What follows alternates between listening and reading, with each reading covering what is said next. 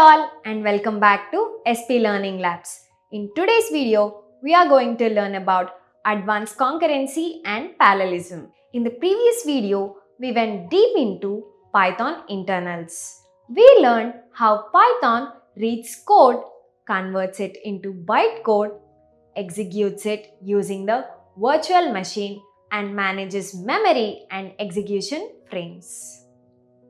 Now that you understand how Python works internally, it is a perfect time to learn how Python runs many things together. This part is about thinking correctly when building concurrent systems. Not about writing code fast, but about designing systems smartly. Imagine a busy kitchen. One person cooking 10 dishes one by one will be very slow. 10 people cooking without coordination will create a chaos. The real magic happens when tasks are divided, scheduled, coordinated, and managed correctly.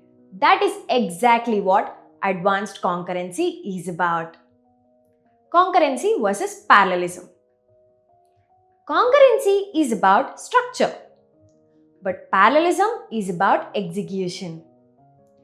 Concurrency means you break work into small tasks and allow them to overlap.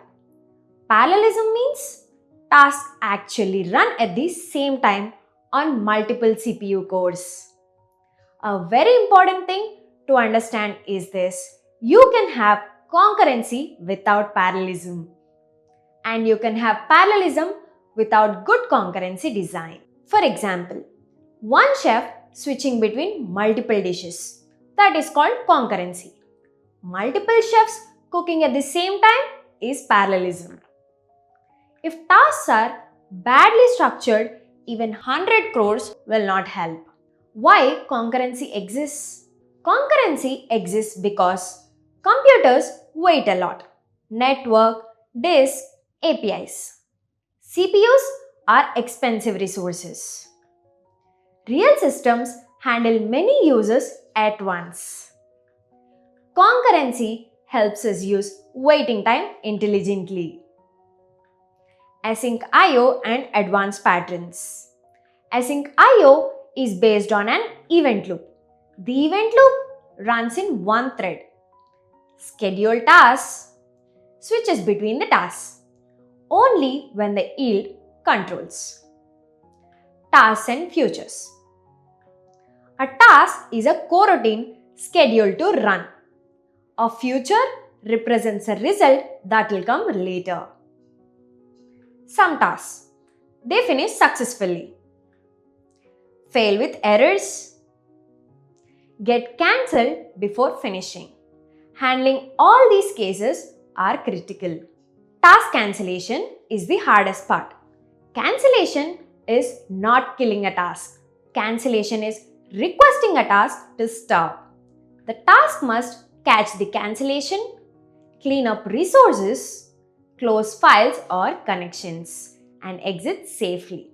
If cancellation is ignored, systems slowly leak memory and connections. Event loop. Important truths about event loop. One event loop per thread. AsyncIO is cooperative but not primitive. One blocking call can freeze everything. Async code must be written carefully. Otherwise, it behaves worse than normal code. Alternative async frameworks. AsyncIO is powerful but also complex. That is why other frameworks exist. Trio. Structured concurrency, clear lifetimes, easier cancellation handling. Curio.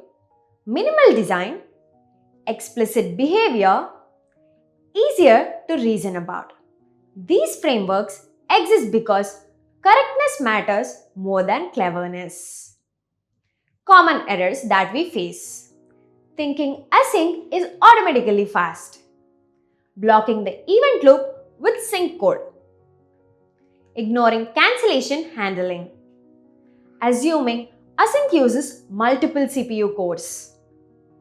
Mixing async and threads without understanding. Never mention facts. AsyncIO is a single-threaded by default. One bad await can freeze the whole system.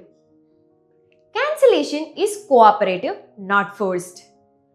Async frameworks differ mainly in safety, not speed.